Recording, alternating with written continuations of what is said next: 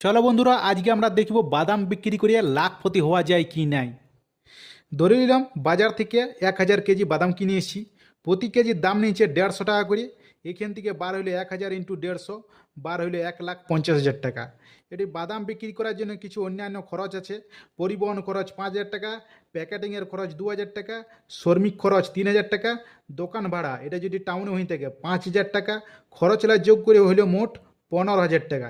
এখান থেকে আমি টোটাল খরচ বার করব। 1,50,000 টাকার বাদাম কিনেছি প্লাস 15,000 টাকা অন্যান্য খরচ, এখান থেকে বার হইল 1,65,000 টাকা। এবার আমরা বাদাম প্রতি কেজিতে 200 টাকা করে বিক্রি করে থাকি। এখান থেকে টোটাল আয় বার করব 1,000 ইন্টু 200, বার হইল 2,00,000 টাকা। এবার নেট লাভ বার করব। টোটাল আয় থেকে 2,00,000 মাইনাস খরচ বাদ দেবো 1,65,000 টাকা। এখান থেকে বার হইল 35,000 টাকা একদিনে। 30 দিনের লাভ বার করব, 35,000 ইন্টু 30, বার হইল 10,50,000 টাকা।